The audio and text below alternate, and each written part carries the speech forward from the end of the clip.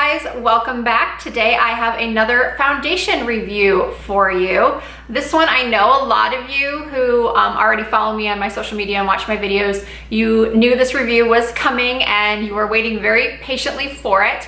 But as you know, I like to give a foundation a significant amount of time before I do a video because I really want to make sure that what I'm saying is my true experience and not over the course of 1 day or 2 days, but 3, 4, 5 days. So the foundation I'm reviewing for you today is brand new from Chanel. It is called Le Teint Ultra Tenue Ultrawear Flawless Foundation. I received an email from Chanel.com about 2 weeks ago. And usually, you know, when I'm looking through my emails, I get a lot of spam from different stores and I just delete. But I saw from Chanel, I saw new, flawless, and longwear. So I clicked on it immediately because those are, if you know me at all, you know, like those are my word. Those are the words that make my like eyes and ears like perk up because I'm always looking for medium to full coverage, long wearing. So even though it was $60 for 1 ounce, I felt like, okay, I have to get this. I have to get it and I have to get it right now. So I placed the order and I got beige 30 just because I never like the lightest in a foundation. Well, obviously, because I'm not that light, although this light in front of the window makes me look pretty pale, but I'm usually like, I'm an NC, in the winter I'm like, for MAC, I'm an NC like 25, in the summer I'm an NC 37. So I like to go in the medium range because I'm one of those people that likes it to be a little bit darker versus a little bit lighter. So when you order online, you're always just taking your chances. So I went with 30 beige because I did know that the even numbers were supposed to be more neutral because like 35 and 25 had the word beige rose after, which obviously means cooler tone and more pink. So I did not want that at all. So I went with the 30. It did take a while to get to me. I ordered it on a Wednesday and it didn't arrive until the following Wednesday. It did take a while, so if you order from Chanel.com, unless you pay for express shipping, expect it to take about a week. And then I did wear it for 4 or 5 days because it arrived on Wednesday. I wore it Thursday, Friday, Saturday, Sunday. Today is Tuesday. And so I am going to be showing you a demo of me applying it, and then I'm going to be checking in every 3 to 4 hours to let you know how it goes, and I'll give you my final thoughts at the end. So if you're interested in hearing all about the new Chanel Le Teint Flawless Foundation, then please keep on watching. So this is my face with zero foundation on. The only thing I have on right now is a little of my Neutrogena oil-free moisturizer that I use when I try out every foundation, so I keep it very consistent. This is my 5th day of trying this foundation, so I already know my preferred method of application is the Beauty Blender, and I also know that it does work better with a primer. However, I'm going to show you this demo without a primer, and then I'll explain later, you know, if it happens. I'm not sure. Every day can sometimes be different with the foundation, but yeah, I will reference back to the difference between primer and no primer, but right for today, no primer. So this is the bottle.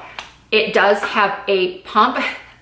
Does this happen to anybody else's pump? It just always kind of collects liquid. So I pump it onto the back of my hand, and that's about what you get. And it is running down my hand just a little bit, so it's not a thick foundation. And then I take my Beauty Blender, which is damp. And as you can see, as I'm applying it, the color match is pretty spot on. Now, I felt like it was a little light at first, and I would like it to be a little bit more yellow. I'm just used to my foundations having a little bit more yellow in them. So yeah, I went and put on another pump because I think my last pump was a little bit small. So I'm probably gonna end up using 3 pumps. As you can see, it gives really nice coverage right off the bat. I would say medium for sure. And I'm just taking more off the back of my hand.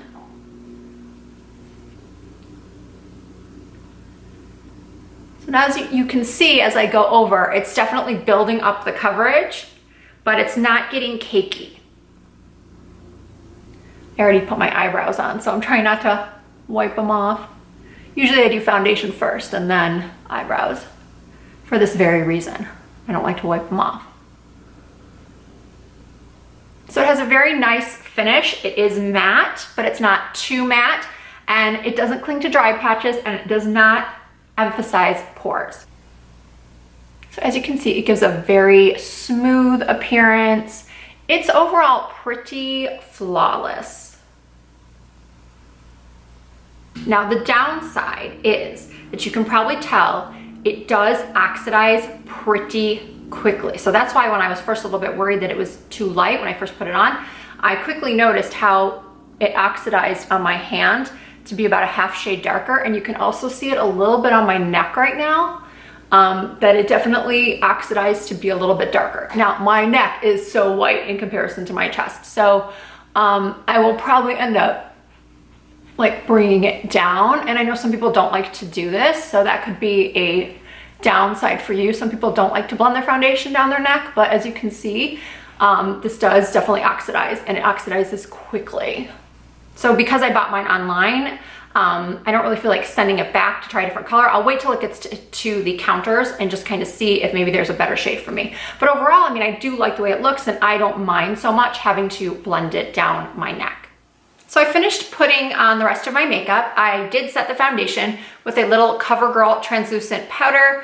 I pretty much set every single liquid foundation with a translucent powder. I've never been a fan of liquid to powder foundations that do leave a powder finish, so in that case you wouldn't necessarily powder over it, but any type of straight up liquid foundation I always set with the powder, just because I feel like it helps it to wear longer, and especially on somebody with oily skin like myself, it's just a can't miss step. So even in the 15 minutes that it took me to finish my face, I do notice that I have a little bit of shininess. I wouldn't even actually call it shininess, it's more of a glow.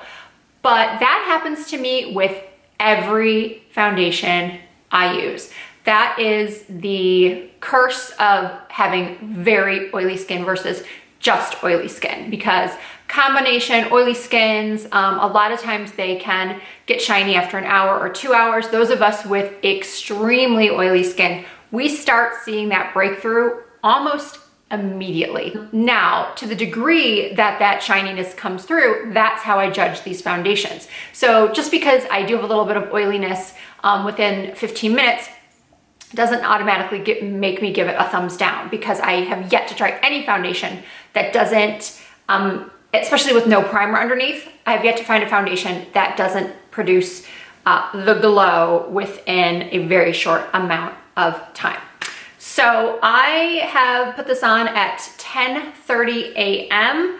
It is currently 10:43. So as I said, it took me about 10-15 minutes or so to finish the rest of my face. I will check in with you in about 3 hours. This is it right now. Been on again for about 15-20 minutes or so, and I'll check back with you very soon.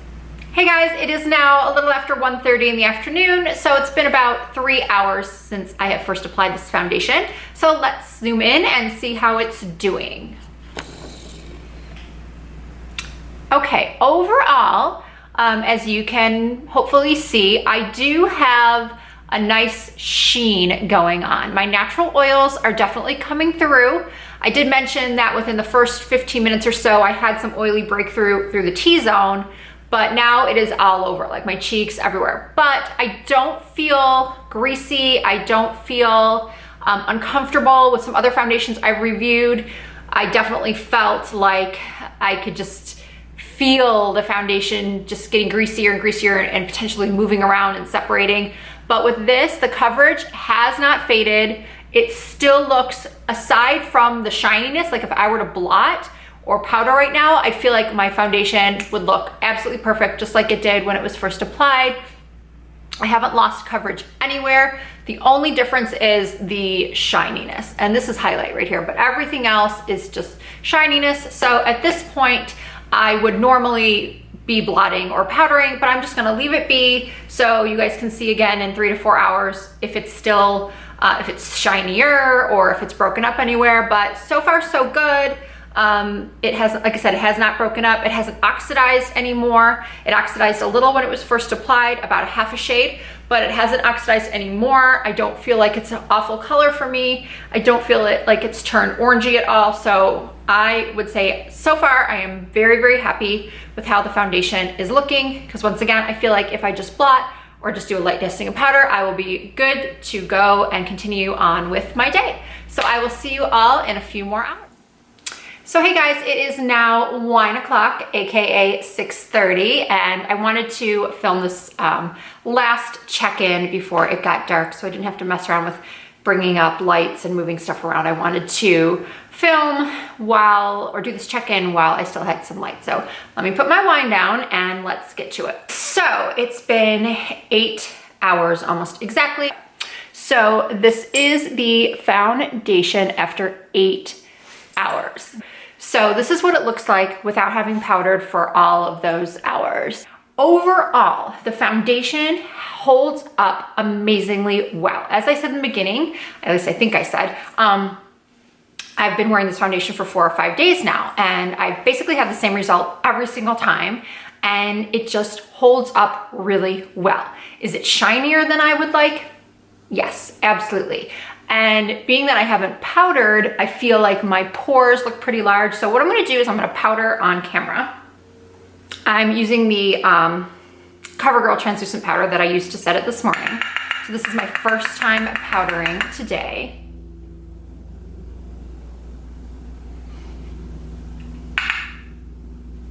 And I get oily everywhere, not just in my T-zone, but like everywhere.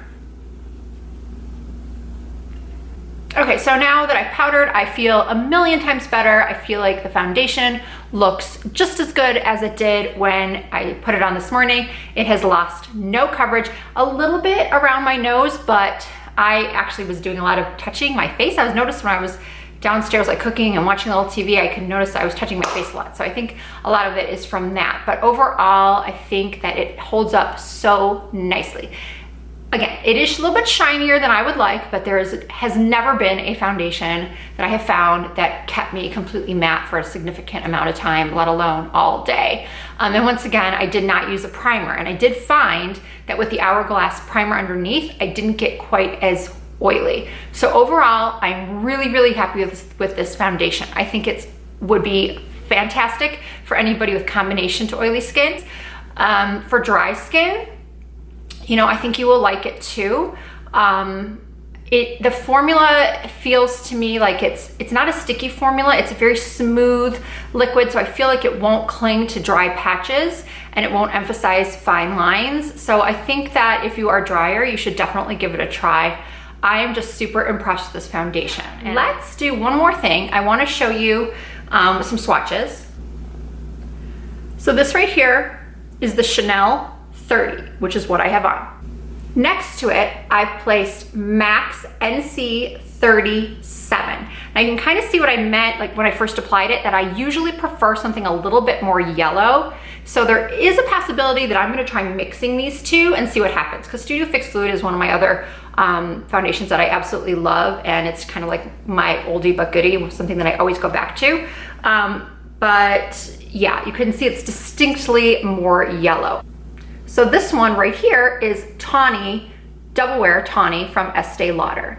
So we have the Chanel in Beige 30, the MAC Studio Fix Fluid NC 37, and then the Estee Lauder Double Wear in Tawny. So as you can see, they are pretty different as far as the Chanel being way more neutral pink. So thank goodness I didn't go for like the beige rose, because I would be full on like tomato face, like red, pink. So no, I definitely prefer a little bit more yellow, as you can see by those two.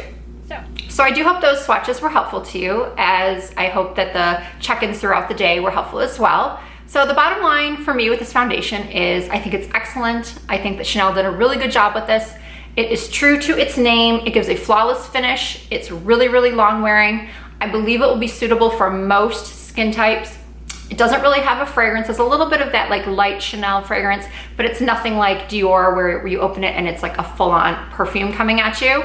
I think the color range, now the color matches me, but I'm just so used to something with a little bit more yellow. So I think that's just something in my head I need to get over, because I do like just a little bit more warmth. So once it hits the counters, maybe I will go check out the other shades in the range and just see if there's anything else. But so far, I think the color's fine.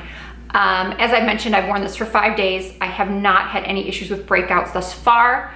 That would be the only killer for this foundation for me, as if for some reason I broke out from it. But usually if I'm gonna break out from a foundation, it happens like on the 3rd or 4th day, and here we are at the 5th or 6th day or something like that. So as always, I hope that you found this review helpful. Let me know if you have any more questions in the comments. I try to respond to everyone.